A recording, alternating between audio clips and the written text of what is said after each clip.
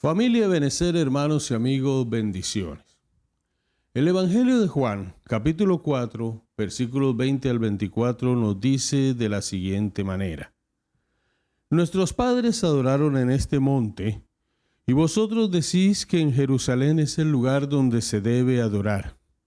Jesús le dijo: Mujer, créeme que la hora viene cuando ni en este monte ni en Jerusalén adoraréis al Padre. Vosotros adoráis lo que no sabéis.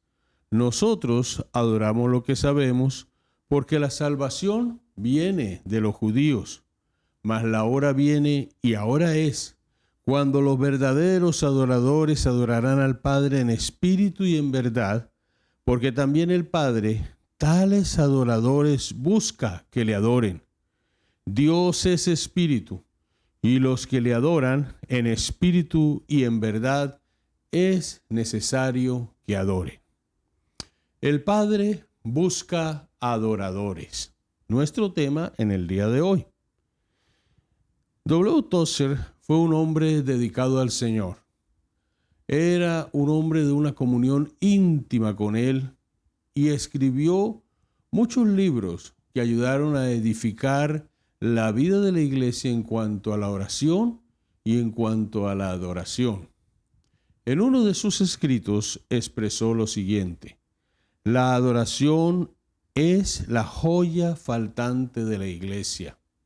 Y lo movió a decirlo porque él veía la tremenda necesidad de la iglesia de su día. Seguramente, si él viviese en esta época, lo volvería a expresar con letras mucho más grandes al ver la condición espiritual en la cual la iglesia del Señor Jesucristo se encuentra. No estamos haciendo muchas veces las cosas como el Señor anhela que nosotros las hagamos para Él. Y cuando nosotros pensamos, oímos, leemos acerca de esta palabra, adoración, y cuando la palabra adoración se dirige a nuestro Dios, a nuestro Señor y Salvador Jesucristo y sobre todo al Padre Celestial, debemos tener un concepto muy claro de la forma como nosotros entendemos la adoración. En el hebreo, esta palabra se traduce como postración, rendición. Es ofrecer reverencia y honor a Dios. Esta palabra adoración abarca en su sentido más completo la alabanza. Y la alabanza no es adoración, pero muchas veces nosotros podemos adorar alabando a Dios. La alabanza es una de las formas que el Señor nos ha regalado para poder llegar a Él y adorarle. Es la escucha activa y frecuente de la palabra. Cuando escuchamos su voz domingo tras domingo con la predicación que el Señor nos regala a través de algunos de sus siervos o del pastor de la congregación, y no solamente nos sentamos allí, sino que al salir de allí la llevamos a la práctica, estamos adorando. Cuando cumplimos con nuestros diezmos y ofrendas, estamos adorando. ¿Y por qué estamos adorando? Porque estamos entregando todo lo que somos a Dios, no como algo obligatorio, sino como algo que sale del corazón, con un sentido de adoración que solo busca exaltarlo, alabarlo, que solo busca adorarlo y alegrarle a Él. Estas palabras de Jesús a la mujer samaritana constituyen su primera enseñanza registrada sobre el tema de la adoración. El Señor nos dice que el Padre busca adoradores y nuestra adoración satisface su amoroso corazón. Y es para Él, para nuestro Padre, un gozo. Y Él no solamente busca adoradores, Él busca adoradores verdaderos. Y cuando nos dice verdaderos es porque muchos han equivocado el camino y tratando de buscarle a Él, no le están adorando conforme a lo que el Espíritu de Dios quiere y la forma como Dios quiere que nosotros lo hagamos para Él. Por eso es que el Señor, aún en su iglesia hoy en día, encuentra a muchas personas que dicen adorarlo, pero no lo hacen como Él quisiera que lo hiciese. El encuentro de Jesús con la mujer samaritana era algo poco común en aquella época, porque el que un maestro se dirigiese a hablar con una mujer en público o un judío, eso no era permitido. Pero el Señor rompe todos los paradigmas, el Señor rompe todos los esquemas, el Señor rompe todos los muros cuando de ayudar a la persona, cuando de abrir los ojos espirituales y saciar lo que la persona está viviendo y llenar su corazón, ese vacío existencial. Cuando de eso se trata, para el Señor no hay límites. Su amor cruza las fronteras, y no solamente las fronteras de un país, sino de los corazones, de los pensamientos, de los argumentos y de la religiosidad. Y cuando Él se acerca a ella, ya le había expresado Jesús a sus discípulos que le era necesario pasar por Samaria. Y cuando Él llega a Samaria, a esta tierra que no es bien vista por su pueblo judío, Él llega a una ciudad que se llama Sicar y se acerca a un lugar que se llama el Pozo de Jacob. El Señor está cansado del camino, nos dice el apóstol Juan en su evangelio, pero Él se sienta allí no de una manera desprevenida, sino con una acción intencional. Porque cuando Él tiene un propósito con tu vida, todo lo que acontece con tu vida de parte de Él tiene una intención y lleva algo que va a cambiar, que va a ser y que nos va a ayudar a cada uno de nosotros. Mis queridos hermanos, era la hora sexta, era cerca del mediodía. Y una sed como la que el Señor expresa físicamente y sin con qué sacar agua para beber del pozo, Él pacientemente esperó a ese alguien que ya sabía que llegaría. Una mujer marginada, porque ella había elegido llevar una vida que moralmente no le calificaba para poder salir a las horas tempranas al pozo y relacionarse con las demás mujeres y sacar el agua para sustentar las necesidades, para resolver las necesidades, para suplir las necesidades de su casa. Ella a esa hora es que tiene que salir. Esa es esa hora donde mucha gente está en la sombra de su casa, pero ella está bajo el clemente calor y el sol, para que de esa manera los demás no pudiesen acercarse a ella, ni ella escuchar muy seguramente los insultos y la forma y los señalamientos que la religiosidad de su época y la cultura hacían con una persona que vivía de esta manera. Y lo que menos esperaba ella era encontrar a un hombre sentado, reposando y esperando en el pozo de Jacob. Pero no era cualquier persona. Era el Señor Jesucristo que la estaba esperando. Y cuando ella se acerca, es el Señor quien inicia el diálogo para decirle, dame de beber. A lo cual ella responde de una manera en que el Señor inmediatamente aprovecha para llegarle y ver con ese ojo clínico que lee los corazones la necesidad de la mujer y llevarla al punto de encuentro con la realidad de la eternidad para que ella pudiese cambiar la historia de su vida. Es ahí, en ese momento, cuando en ese lugar, en ese sitio de tradición, el Rey de Reyes y Señor de Señores dedica tiempo a la persona que quizás la sociedad consideraba menos indicada.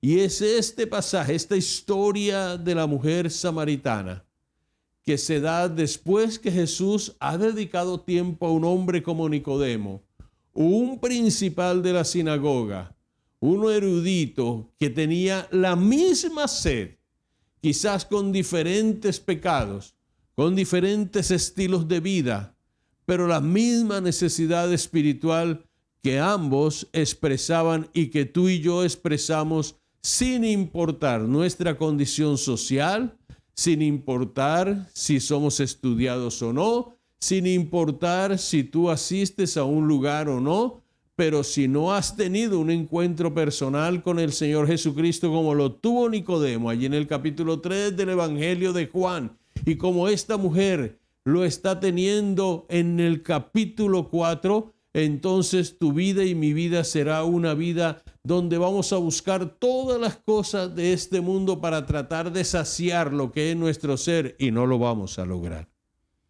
Y Jesús le dice, esa mujer le dice a Jesús, ¿por qué me pides a mí que te dé de beber? Si judíos y samaritanos no nos tratamos entre nosotros. Y entonces viene una oferta en este diálogo extraordinario entre la mujer y Jesús con una frase le expresa lo que hoy nos dice a nosotros, porque Él le dice, ¡ay, si supieras! Amigos, si tú supieras lo que es acercarse al Señor, si supieras lo que significa tener a Cristo en el corazón. Y Él le dice, si supieras quién es el que te pide agua, tú le pedirías a Él y yo te daría un agua que saltaría para vida eterna en tu corazón. Yo te daría un agua de la cual tú te sentirías satisfecha y nunca más volverías a tener esa sed. Saltaría en ti como una fuente de agua viva, porque eso es lo que el Señor nos da a nosotros.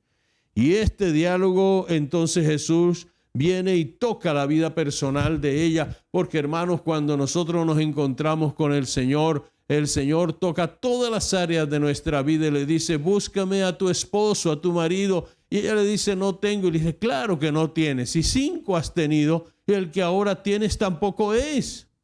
Y ella trata de cambiarle la situación al Señor y le dice, me parece que eres profeta. Y cuando le dice, me parece que eres profeta, Jesús, mis queridos hermanos, ve que ella le plantea el lugar, un debate, dónde adorar.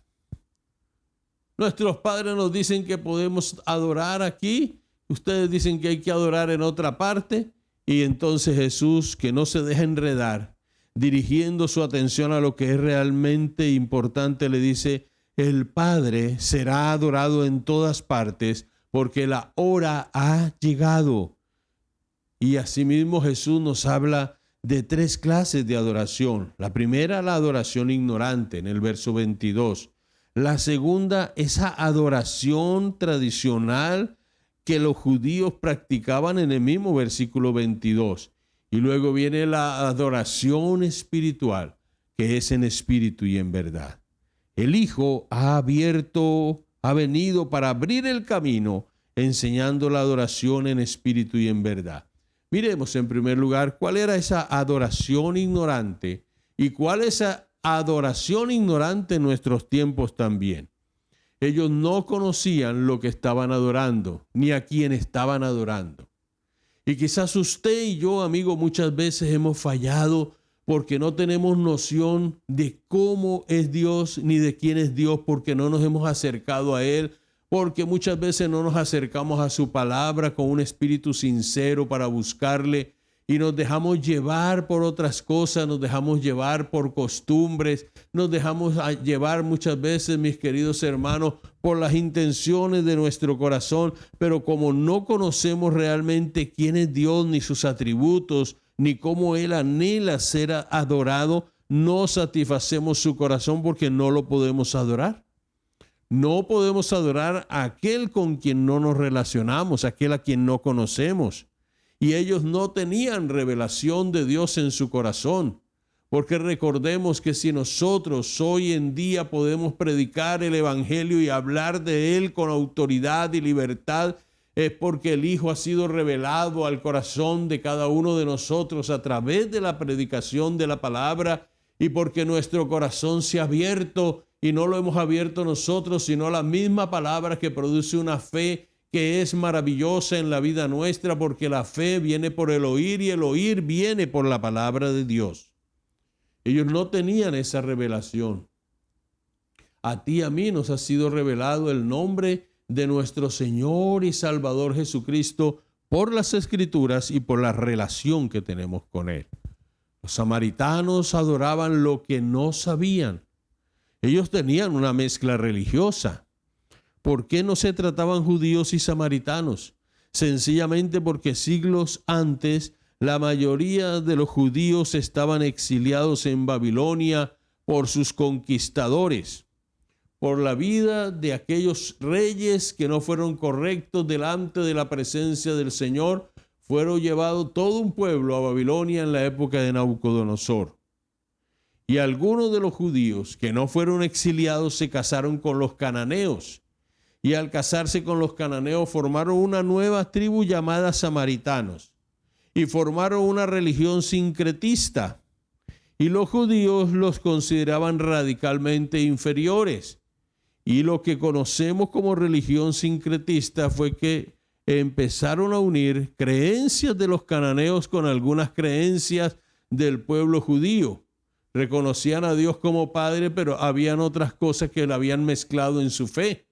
Y sabe, hermano, el Señor anhela corazones que no tengan mezclas, corazones que estén puros, corazones que estén libres, corazones con un entendimiento renovado para Él. Y ellos, como muchos hoy en día, buscaban medios para adorar. No olvidemos que nosotros los hombres fuimos creados a imagen y semejanza de Dios. Y al ser creados a imagen y semejanza de Dios, fuimos creados para adorar.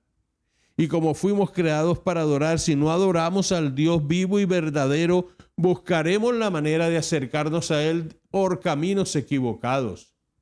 Y el camino para uno acercarse correctamente al Señor es el arrepentimiento, la conversión y la entrega a Él de todo corazón y empezar a escudriñar su palabra y empezar a rendir cada área de nuestra vida a los pies del Señor.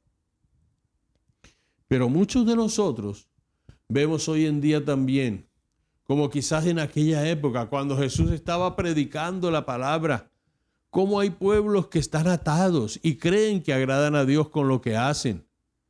Cosas tan sencillas como adorar artículos, imágenes, crucifijos, cosas que muchas veces vienen por familia o de familia y las tienen en sus casas y a esas cosas le rinden culto. Hay gente que practica brujería, hechicería, creen que agradan a Dios, utilizan la Biblia y en esa ignorancia espiritual creen que están haciendo un bien. Rezos, conjuros, magia blanca, magia negra ya es cosa satánica igual que la blanca porque no puede haber magia. Pactos hechos con las tinieblas.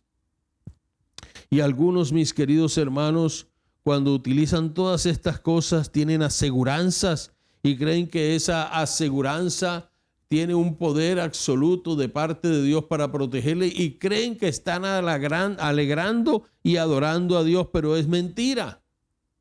Hay gente que también adora la Biblia. Y la Biblia es la palabra de Dios no para adorarla, sino para leerla, para escudriñarla y para practicarla. Hay gente que en su casa mantiene abierta la Biblia en el Salmo 91 y dicen que el solo hecho de tener la Biblia abierta en este Salmo o en el Salmo 23 les va a proteger. Y eso no es cierto. Hay otros y madres de familia con un corazón lleno de buenas intenciones. Cuando sus hijos van a salir al trabajo o los esposos van a salir al trabajo, muchas esposas han escrito o han tomado de la escritura el Salmo 91, lo doblan y lo guardan en el bolsillo o en la cartera de su hijo, de su esposo, de su familiar, creyendo que de esa manera van protegidos. Y la mejor forma de proteger la vida de los hijos, de los esposos y del ser humano es recibiendo a Jesucristo en su corazón. Es llevando la palabra en el corazón, que es un escudo que apaga todos los dardos de fuego del maligno. Es estudiando la palabra y permitir que la palabra se encarne en nosotros, se haga vida y que esa palabra llegue poderosamente a la vida no solamente nuestra, sino de otras personas, porque si estamos llenos de esa palabra, si reflejamos a Dios con su palabra y no con cosas que tomamos la misma Biblia como un fetiche, sino que la tenemos ahí incrustada en el alma, el fruto que se va a producir en nosotros y a través de nosotros va a impactar a muchas otras vidas. Hay gente que adora a Dios a través del dinero. Dan ofrendas, dan recursos, regalan lotes para construir templos y para hacer cosas, pero la vida de muchas de estas personas no está consagrada al Señor. No son adoradores. Hermanos míos, algunos son esclavos del trabajo y cuando usted es esclavo del trabajo, es un adorador del trabajo, así el trabajo le produzca muchas satisfacciones. Y hay gente que dedica mucho tiempo a realizar labores que a veces le dejan exhausto, extenuados de tantas cosas y no tienen tiempo para dedicárselo a Dios. Pasan días enteros sin tener un tiempo de relación con el Señor, sin adorarle, sin cantarle, sin postrarse delante de Él. Y muchos de ellos dicen es que termino el día agotado y empiezo un nuevo día sin fuerzas. Pues quiero decirle, mi querido hermano y amigo que me escucha, el Rey de Reyes le está esperando y le está buscando porque está buscando adoradores. Y si usted y yo nos decidimos en las manos de Dios, seremos adoradores en espíritu y en verdad.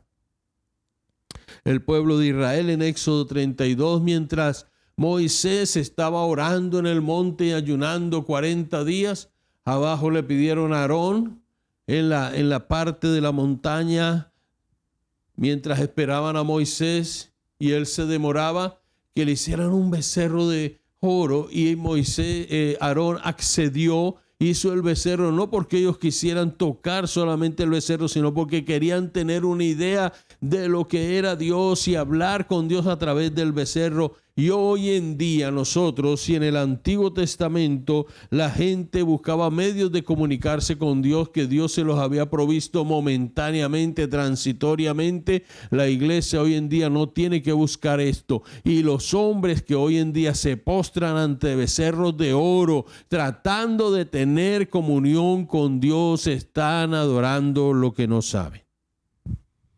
Jesús entonces habla de esa adoración tradicional. Y al hacerlo nos da la revelación limitada del Antiguo Testamento. El pueblo del Señor, el pueblo judío, tenía la ley de Moisés, se regían por ella, tenían los escritos de Moisés, pero esta era una revelación limitada y ofrecían sacrificios de adoración de acuerdo a la ley y a la necesidad que tenían. Y una vez al año el sumo sacerdote ofrecía sacrificio por los pecados de sí mismo y del pueblo. Y era una gran celebración, pero sabían ellos que en su corazón seguía el peso del pecado, porque aunque el confesar y el hacer un esfuerzo personal les invitaba a ellos a mantenerse temiendo a Dios de labios muchas veces y sus corazones lejos. ¿Por qué? Porque era una adoración tradicional sin cambio. Cantaban, lloraban, eran piadosos, hacían oraciones, pero estaban atados, todavía no eran libres, porque no adoraban en el Espíritu, no podían hacerlo. Sin embargo, Jesús le dice algo a esta mujer: nosotros sabemos lo que adoramos porque la salvación viene de los judíos. Consideraba el pueblo de Israel y el mismo Señor Jesucristo, y era así porque Él vino a buscar y a salvar lo que se había perdido. Y dice la Escritura en Juan capítulo 1 que Él vino a los suyos, mas los suyos no le recibieron, mas a todos los que le recibieron, a los que creen en su nombre, les dio potestad de ser hechos hijos de Dios. En tercer lugar, Jesús habla de la adoración espiritual. Y cuando habla de esto, le dice a la mujer: mujer, la hora viene, la hora ha venido, está aquí. Cuando nosotros vemos que Jesús inicia su ministerio, inicia diciendo: el tiempo se ha cumplido. O sea, ha llegado la hora. Y Él está hablando de su muerte, de su resurrección y de la ascensión. ¿Por qué? Porque ese acto, esos tres aspectos que se dan en su vida y se unen, mis queridos hermanos, va a producir esos verdaderos adoradores. ¿Y por qué va a producir esos verdaderos adoradores? Porque sencillamente el Señor abrió el camino para que se diera, mis queridos hermanos, esa adoración que viene de acá. Los verdaderos adoradores están identificados con el nuevo nacimiento y su adoración al Padre por medio del Hijo. Y es solo por medio de Él, del Señor Jesucristo, que la adoración de Dios o a Dios será en espíritu y en verdad. Y notemos esto, que el Señor le dice a la mujer: Dios es espíritu. Es decir, Dios es espíritu. Y cuando lo dice, espíritu aparece en mayúscula. Pero cuando habla de que Él está buscando verdaderos adoradores que le adoren en espíritu y verdad, esa palabra espíritu se refiere al espíritu del hombre. Ahora, el espíritu del hombre no puede tener comunión con Dios si Dios no lo produce a través del nuevo nacimiento. Por eso cuando el hombre y la mujer reciben a Jesucristo, nacen espiritualmente. Quiere decir que el Espíritu de Dios toca el espíritu del hombre, y el espíritu que tiene comunión con Dios, que ha estado muerto, pero solamente por un acto de fe de nuestra voluntad de querer acercarnos a Dios, se produce esa motivación, se produce una renovación, mis queridos hermanos, y eso es lo que nosotros llamamos adoración, o lo que la Escritura nos enseña en espíritu y en verdad. Dios la produce porque Dios es espíritu y debe haber comunión entre Dios y los adoradores. Y los adoradores deben adorar en espíritu porque nuestro Dios es espíritu. Por eso es que es importante que la iglesia retome esta verdad. El mundo no puede adorar a Dios como la iglesia es llamada a adorarlo. El mundo tiene el privilegio de tener el Espíritu, pero hay mucha iglesia dormida, quieta. Hay mucha iglesia que no inclina el corazón, dando mal fruto, mal testimonio, descuidando su relación, su comunión. Y la iglesia, mis queridos hermanos, se ha debilitado, se ha enfermado, porque ha abierto puertas al pecado, y el pecado contrista al Espíritu Santo, y el Espíritu Santo de salvación con el que nosotros hemos sido sellados anhela que usted y yo vayamos día a día a la presencia del Padre, como lo dice el apóstol Juan en su primera carta, que si alguno hubiese cometido pecado, vayamos a Él y Él nos perdona y nos limpia con su sangre preciosa. Hermanos míos, son tiempos gloriosos, pero son tiempos donde el Señor nos está hablando de prepararnos y de adorarle en espíritu y en verdad, sin mezclas de ninguna clase. La iglesia no puede seguir mezclándose con ningún tipo de oferta que el enemigo le presente, ni con teología de la prosperidad, ni con engaños, ni con decir que la gracia, solo gracia, nos lleva y nos ayuda para que nosotros recibamos a Cristo y sigamos viviendo de cualquier manera. No, hermano, el llamado del Señor es a que usted y yo, que conocemos al Señor en nuestro corazón, que sentimos el fuego y el gozo del Espíritu Santo, que experimentamos lo que estamos experimentando, mi querido hermano, no lo dejemos perder. Y por eso es que el Señor dice, y es necesario que adoren, es necesario que nos postremos, es necesario que nos humillemos. ¿Sabe? El Padre lo anhela y nosotros lo estamos necesitando. Cuando la iglesia empieza a adorar, las cosas empiezan a cambiar. Y por lo general, la adoración comunitaria mueve los de repente de Dios.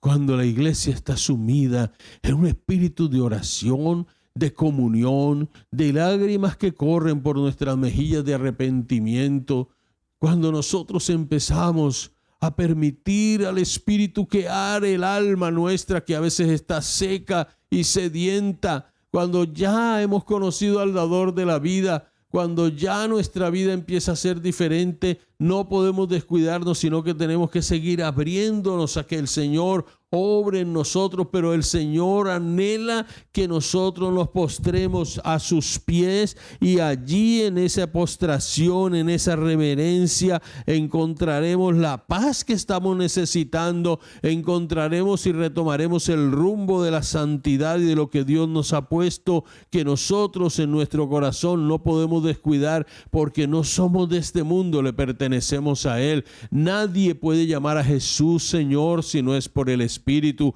El mundo puede sacar canciones y los cantantes del mundo pueden sacar canciones hablando de Jesús y están adorando al que no conocen, pero la iglesia cuando adora, cuando canta, cuando se postra, la iglesia cuando se decide a ministrar y amar al Señor con toda la fuerza de su corazón, cuando el Padre ve que el trono está siendo lleno de alabanza, se regocija cuando ve que su pueblo le adora y le dice: Señor, que se haga tu voluntad y no la mía.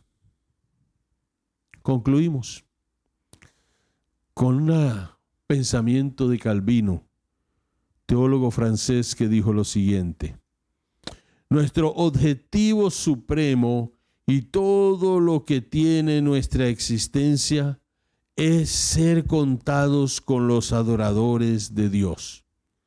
¿Qué es lo que Dios quiere de nosotros? Dios quiere de nosotros es que estemos en la gran lista de los adoradores, que llenaremos los cielos, que llenaremos el trono de Dios con nuestra adoración. En el cielo se adorará permanentemente.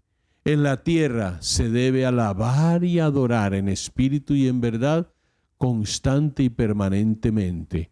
Una iglesia llena del fuego del Espíritu Santo, para estar así, es una iglesia que ha pasado por un proceso de limpieza y por una actitud de humillación y adoración al Rey de Reyes y Señor de Señores. El Padre está buscando adoradores. Dejémonos encontrar y adorémosle. Que Dios nos bendiga, amada iglesia.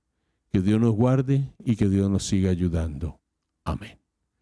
Padre, gracias te damos en este día. Tu amor y tu misericordia son infinitos.